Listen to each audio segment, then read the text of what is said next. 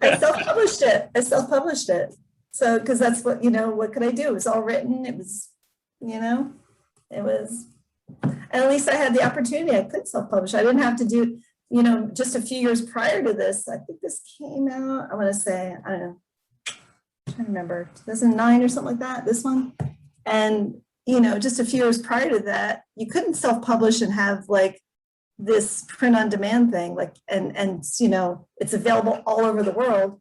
It would have been one of those deals where you do the vanity press and you order, like, you have to order 10,000 copies and they sit in your garage and you pay all this money. I mean, like, I did that once. Did you? That's tough. Yeah, right out of college, I self-published one with maybe I should say, first books, which was I think they changed their name a couple of times. I think they're Author Solutions now, whatever.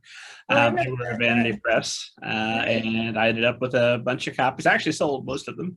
That's awesome. But you had to have like a certain print run, because in those days it was a traditional press, and the second you hit the button, boom, it's like at least 5,000 copies go off, flying off the press. They couldn't do one, they couldn't do 10, right? I don't know how many copies you had to buy, but I'm sure it was significant, right? And your first reader immediately finds the typo that got missed. No, I've got a garage full of typo-ridden garbage. A whole garage full. Well, that is very impressive that you sold them all. That's wonderful. Good for you. And people are like, oh, partner, and we hustled. Yeah, see, you hustled and you probably learned a ton doing it. I'm sure you did. Yeah, we did. One of the things I learned is that the literary agents and editors who told me no were right. That book should not have been published in that stage. Last I saw, there is a copy available out there, but it was selling for $1,000+. And I figured if anybody is willing to pay that kind of money, you can have it. Well, it's like, maybe they know something you don't know. I don't know. But, it's tough because you have to listen to your inner voice about like what you believe in. And sometimes they are wrong. The industry can be wrong. It can be a great work and, just not the right time or the market or something happened in the marketplace that made them afraid to publish this certain thing for a length of time. And, have you seen that book called Rotten Rejections? Have you seen that? Which one is it? Rotten Rejections. No, I haven't. Oh, it's so great. It's a little Dover book and it's called Rotten Rejections, and you should get it. And every writer should have it. It's just a compendium of, the classic works and famous, fabulous masterpieces, the rejection letters that they got. So, yeah, it's like Moby Dick. Nobody's going to want to read about a big fish, things like that. It really makes you feel great. Yeah. So I have it somewhere on my bookshelf back there. So, yeah, I highly recommend it. So, well, let's talk about your journey a little bit as a writer, because I'm fascinated by you know what? Check the plan. Let's do this. Let's talk. You've self-published and traditionally published. Mm-hmm. Was that a huge relief to self-publish that book and to say it's out there, no one could stop me, here it is, world? Or is it like, I wish I hadn't done that, I wish I had changed it a bit and published it traditionally? No, I don't wish that I had changed anything about it. I really felt like, and this is why people say, what do you think about self-publishing? And I say, if you do it, it should be as good or better than anything that any big publisher would put out. You really strive to do your best. It shouldn't be like your first draft thing. It shouldn't be like your tester that you like a test balloon you send out. You can do it that way, sure. But I mean, if you can really be proud of it, then that's really the goal. So I felt like that. I actually did 2 books. I did Over My Head, and then I also did another one. Because at that point I was trying to sell, Jennifer DeChiara was trying to sell my novels, and the whole market had crashed. Plus, they all knew my book had been canceled from Random House. So I really had a hard time. So this is the other one that I self-published called Drawn. And it was like a paranormal romance. One of my favorite books, actually, that I wrote. It's a time travel romance. You write the books you want to read, right? And so that was one of them. But the thing I learned about it that was very hard is that whenever I paid attention to it and put all my time and heart into it, I sold a ton. And whenever I looked away from it, it disappeared completely. So that was the problem. You had to constantly be hyping it and selling it and playing with the market and doing the markdown prices and the deals and the podcasts and whenever I did, I sold really well.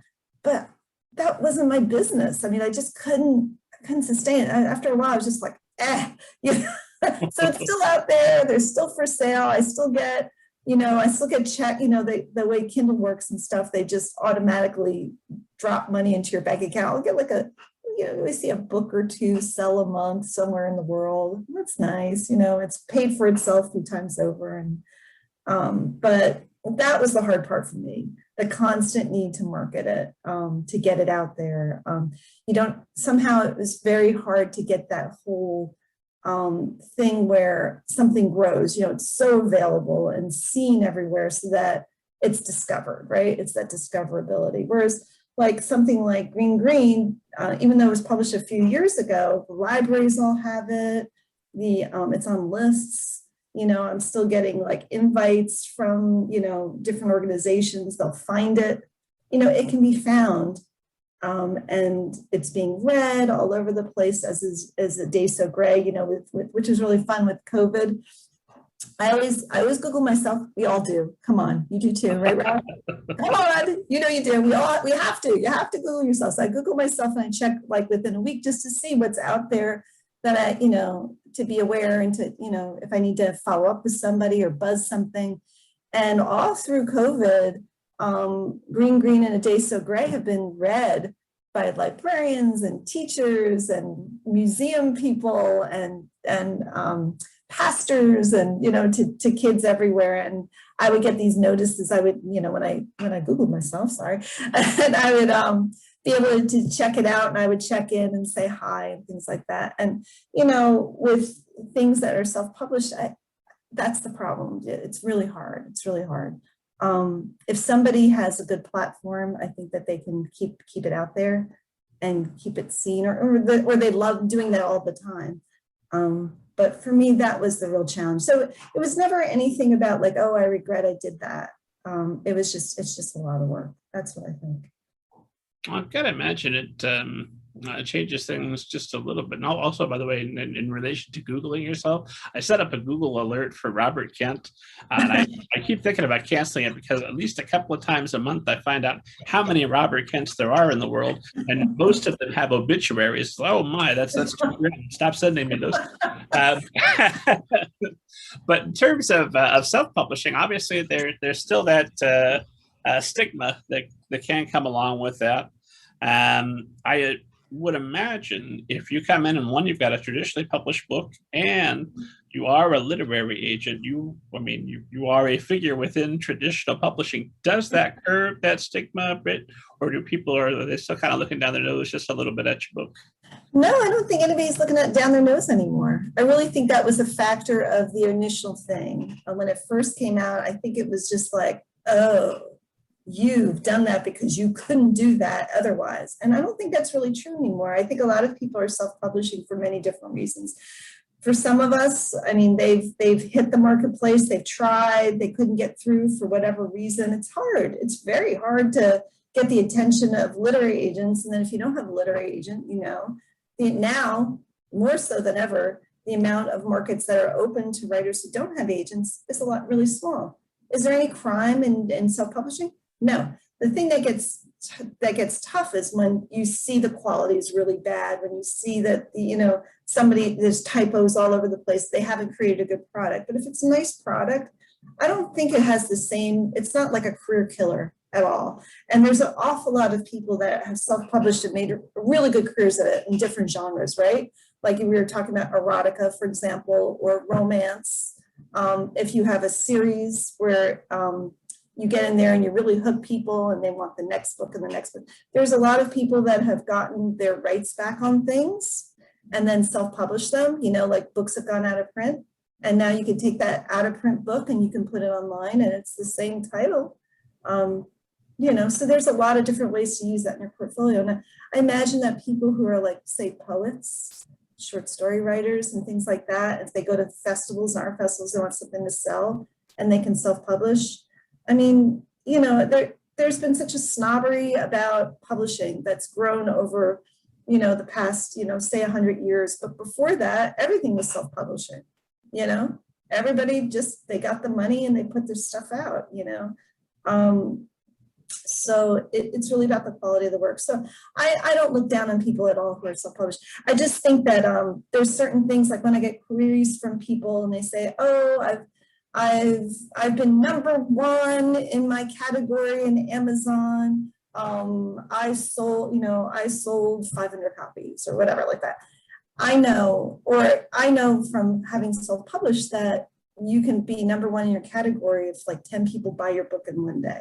Yeah, it's really, I mean, I know all sorts of stuff like that. And I know that, like, if you want to really impress a publisher with those numbers, you have to say, and I sold 10,000 copies paid. Because I know, like, I sold them, like, within 1 week with Drawn, I did some special campaign where I was giving away free copies for, like, the time, you know, you can do all these different ad campaigns. And I think 7,000 copies went right away. And then it went back into paid, and then it sold a whole bunch because it was visible, because suddenly it was like #1 in its category.